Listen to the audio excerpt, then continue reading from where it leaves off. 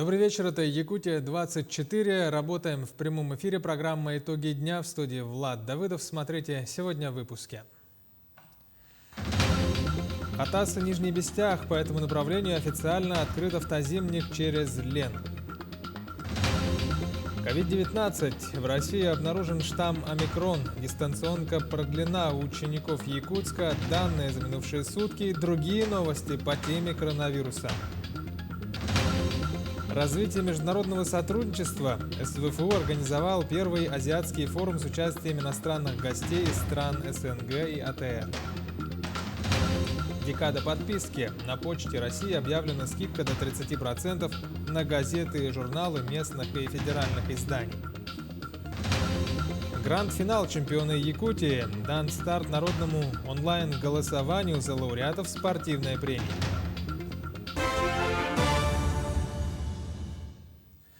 В России выявили первые 2 случая заражения омикрон штаммом коронавируса.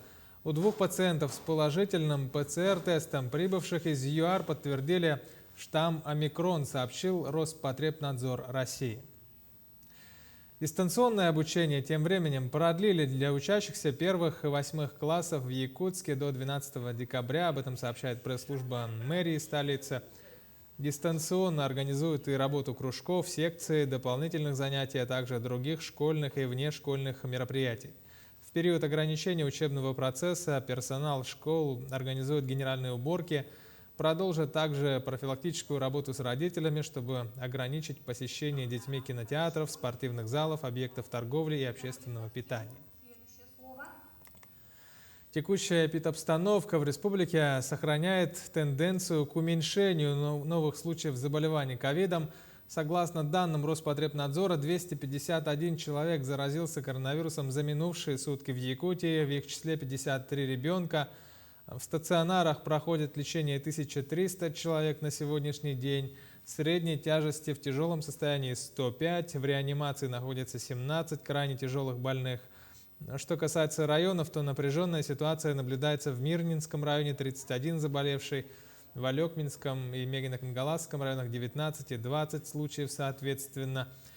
Сложная обстановка наблюдается и в Хангаласском районе, там 14 заболевших.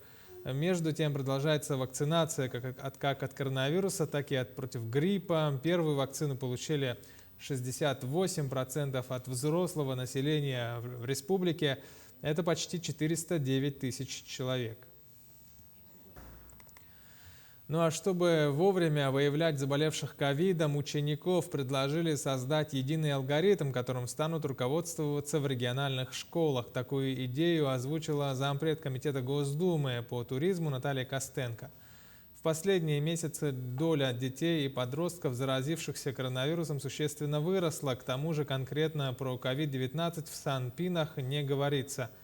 Кроме того, родители не всегда обязаны предоставлять справки о здоровье детей, пропускавших школу несколько дней. Депутат предложил разработать единый алгоритм для выявления заболевших детей и рекомендовать надзорным органам своевременно проверять сообщения, в том числе в соцсетях, о нарушениях, связанных с распространением COVID-19 в школах России. К другим новостям. Автозимник через Лену открыли от села Хатасы до Нижнего Бестяха. Движение открыто для автомобиля с общей массой до 3 тонн. Объект сегодня был принят комиссией по контролю проверки грузоподъемности переправы на льду, состоящей из представителей управ Автодора Якутии и ГИМС.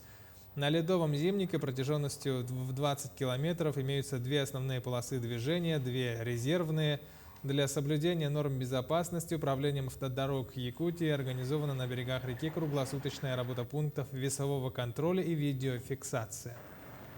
Участниками первого азиатского международного форума стали не только ректоры головных вузов страны, но и профессора, которые сегодня занимаются изучением и проблемой русского языка, а также ученое сообщество и представители министерств по внешним связям. Проводя этот форум, мы пригласили представителей почти всех среднеазиатских республик ближнего зарубежья.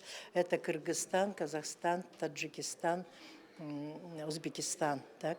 Вот. И кроме того, представители дальнего зарубежья, это из Китая, Вьетнама, Японии и так далее. Но в основном это будет дистанционно их участие. В рамках этого форума участники на протяжении 3 дней будут обсуждать вопросы преподавания русского языка в головных вузах страны, обучение его иностранцами и иностранными студентами, которые сегодня обучаются в стенах федеральных университетов России, обучение детей-мигрантов и иностранцев, проблемы чтения и изучения в иностранной аудитории, а также рассмотрят стратегию языкового образования в Республике Саха-Якутия. Этот форум будет своего рода подготовкой к мероприятию 2023 года в Кыргызской республике, где будет проходить год, будет объявлен год русского языка и литературы, год национального общения. И в этом форуме принимают участие многие вузы из Кыргызстана, что говорит о их интересе к этой проблеме. И я думаю, что это будет начало большой нашей работы по тому, что наш университет становится центром международного обучения русскому языку как иностранному.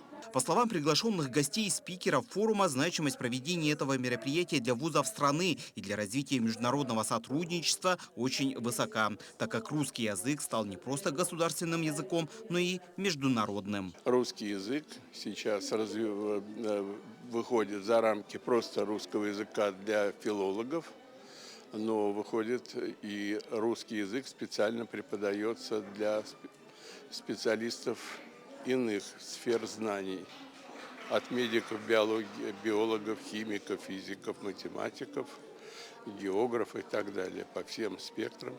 Необходим русский язык именно в этой области, где студенты иностранцы обучаются. Действительно, о значимости международного сотрудничества в сфере развития бизнеса и деловых отношений ректор Северо-Восточного федерального университета Анатолий Николаев говорил и в рамках Восточного экономического форума, который проходил в столице Дальнего Востока во Владивостоке. Тогда речь шла о сотрудничестве Северо-Восточного федерального университета со штатом Гуджарат, Индия. Тогда ректор СВФУ отметил, что иностранных студентов из Индии в последние годы стало больше, и это направление нужно развивать. В целом же сегодня Северо-Восточный федеральный университет обучает около 500 иностранных студентов, и это число с каждым годом будет только расти, так как желающих получить профессию в ведущих вузах страны со стороны иностранцев все больше и больше. Форум завершит свою работу 11 декабря, по итогам которого будут приняты ряд документов по расширению возможностей головных вузов России по обучению государственному языку мигрантов и иностранцев. Дмитрий Тымыров, Григорий Николаев, Якутск. В Нерюнгри завершился сбор предложений по проектам в рамках новой программы по благоустройству под названием «1000 дворов», охватывающей поселения Дальнего Востока. До 5 декабря каждый житель города мог внести предложение по благоустройству Нерюнгри на будущий год. На платформе OneClick Якутия были размещены около 30 проектов. В разделе портала голосования в блоке «1000 дворов» было необходимо предложить идею, описать проект и поделиться ссылкой в соцсетях, чтобы желающие могли проголосовать за уже предложенные проекты. Свое мнение выразили всего около 900 человек. Комиссией будет произведен отбор заявок, учитывая критерии приказа Управления градостроительства города Якутска номер 190 от 19 ноября 2021 года. Далее сформированные заявки будут направлены в Управление градостроительства города Якутска для дальнейшего отбора. Вопросы трансформации бизнеса в постпандемийных условиях, переход к ориентированной на приоритеты устойчивого развития работе – эти темы стали ключевыми в обсуждении на круглом столе, организатором которого выступил Алмаз-Эргенбанк. Банк уже много лет использует лучшие практики корпоративного управления. Недавно в Якутии начала работу комиссия ESG, принципы которой предполагают защиту окружающей среды, социальной сферы, а также стандартов корпоративного управления. ESG-платформа должна стать точкой контакта всех участников рынка, общества, власти, малого и крупного бизнеса. Сейчас это мировой тренд, и потенциальные инвесторы рассматривают компании для своих вложений, исходя из следования принципам ESG. Направление ESG – экология, социальная ответственность и governance, управление, очень актуально для нашей республики, поскольку мы очень большой регион, где именно сохранение экологии в нашем регионе влияет на сохранение экологии вообще на всей планете. Поэтому вот те компании, предприятия, организации, которые здесь работают, должны вдвойне ответственно относиться вот к направлению экология. Что касается социальной ответственности, наши компании, конечно же, четко работают в этом направлении. Ну и что касается управления, сейчас у нас, в общем-то, можно сказать, мы подходим уже к экономике знаний, когда управление человеческим капиталом уже играет очень большую роль. Оформить подписку на выгодных условиях можно в отделениях, на сайте и в мобильном приложении Почты России. Зимняя декада подписки стартовала сегодня. Она позволяет получить скидку до 30% на газеты, журналы местных и федеральных изданий. Все подробности нашего корреспондента Мадины Халиковой. Несмотря на век цифровизации, бумажные книги, газеты и журналы не теряют своей популярности. Ежегодно люди заказывают сотни тысяч экземпляров печатных изданий. Удобно оформить подписку на почте, а сделать это со скидкой еще и приятно. Сегодня стартовала декада зимней подписки. До 16 декабря ее можно оформить на первое полугодие 2022 года, при этом на выгодных условиях. Можно оформить подписку на любимые газеты и журналы со скидкой до 30%.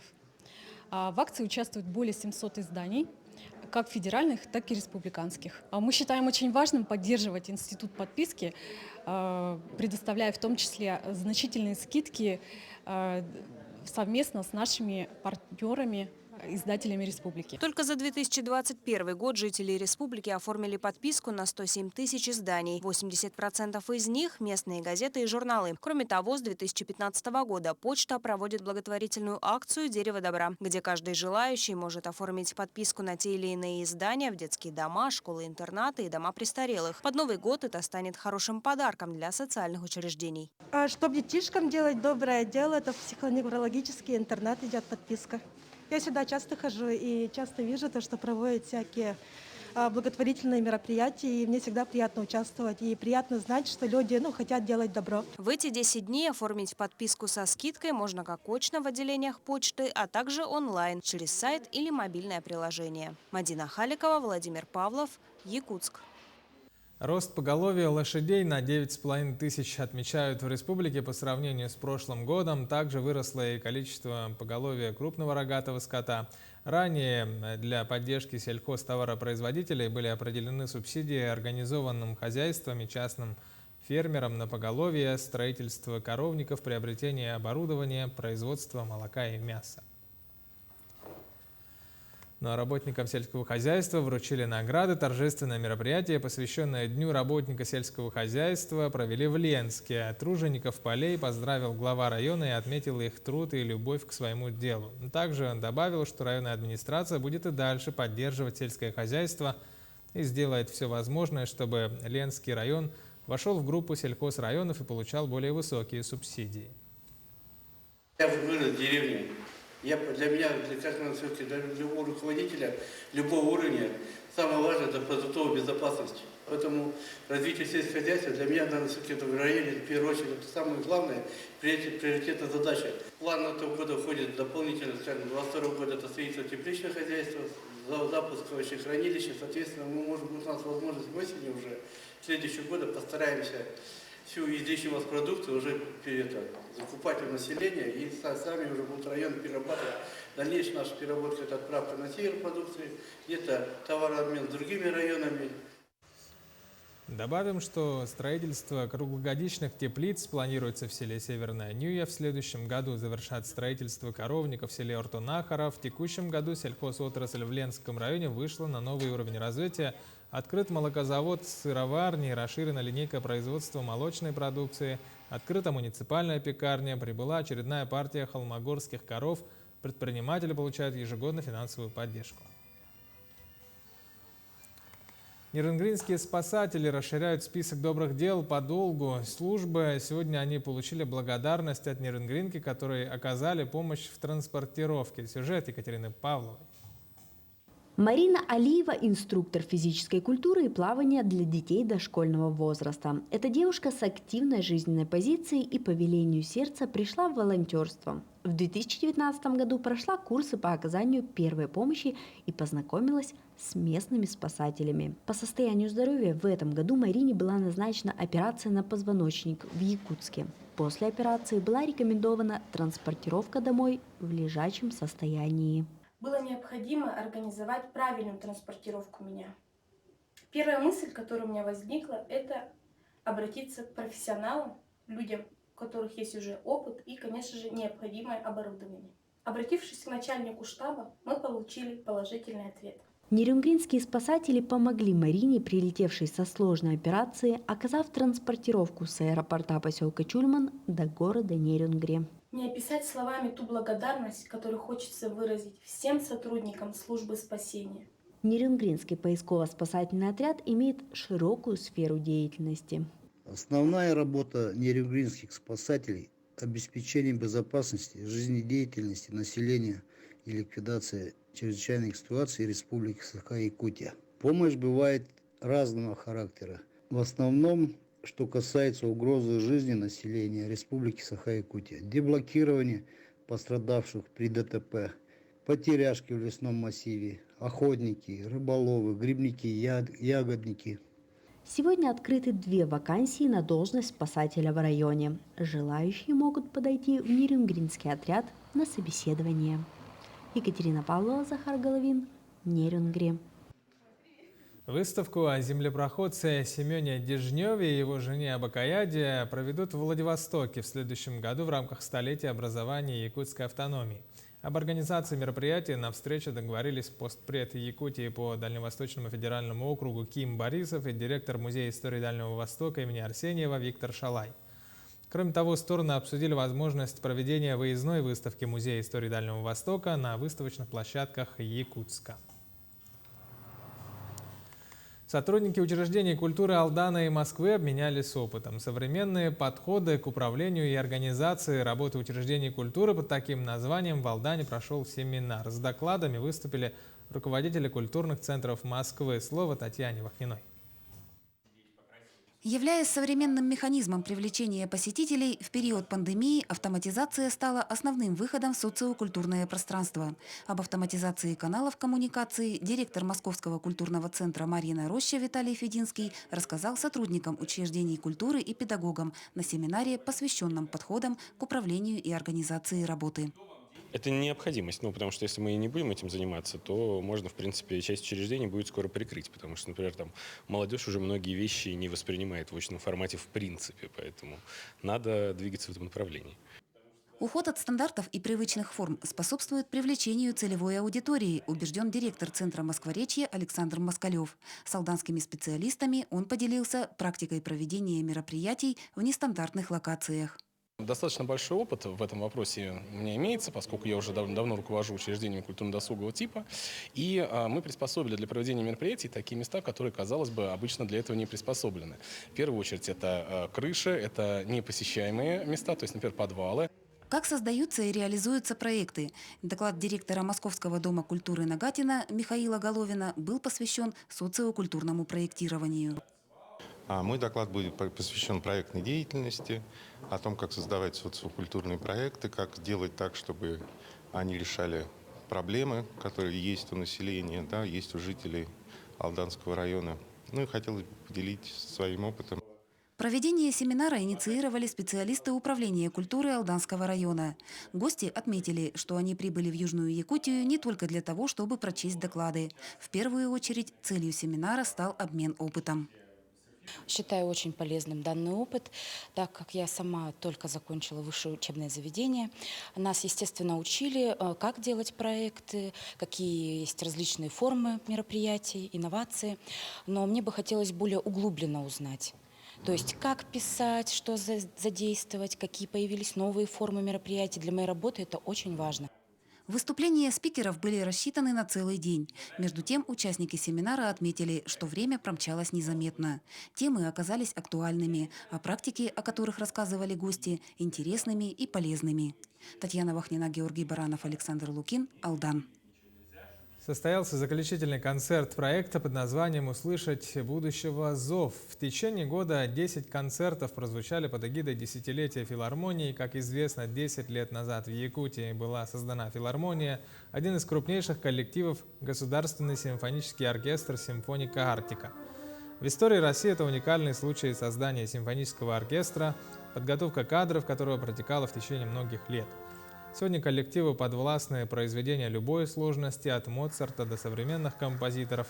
Одним из значимых событий в сфере культуры и искусств в Якутии стал старт строительства единого архитектурного комплекса Государственной филармонии и Арктического центра эпоса и искусств. Сам маэстро Валерий Гергиев, он приезжает к нам уже 4-й раз и выразил поддержку о том, что вот действительно Якутску крайне необходим вот акустический зал для того, чтобы к нам приезжали музыканты мирового уровня, для того, чтобы мы вошли в орбиту гастролей концертных организаций страны, лучших музыкантов страны. И сказал, что видит уже в будущем такой треугольник своих гастролей на восток, имеется в виду Мариинский театр, Кемерово, Якутск и Владивосток. Это, конечно, очень радует. Надеемся, что в следующий раз вот такая большая наша встреча состоится в новом акустическом зале филармонии Якутии.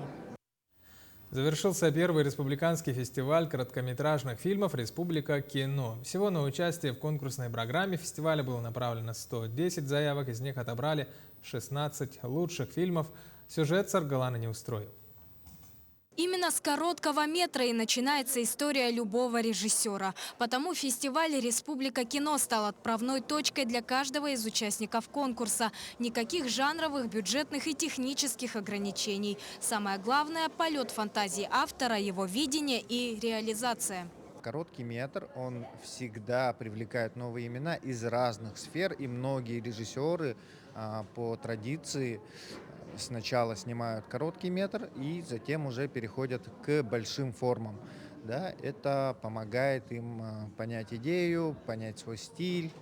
Участие в конкурсе приняли самые разные режиссеры, от начинающих до уже опытных киноделов. Для многих из них фильмы стали возможностью выплеснуть эмоции и поведать зрителю историю из своей жизни. Звание лучшего фильма на этом кинофестивале заслужила анимационная работа Сарданы Барабановой. На сцену режиссер вышла вместе со своей командой. Над кинокартиной они работали более 3 лет. Мы снимали сначала воспоминания в Татинском улусе, все сега проехали, снимали. И потом очень долго думали, как вообще этот фильм сделать, как передать эти истории вообще нынешнему поколению.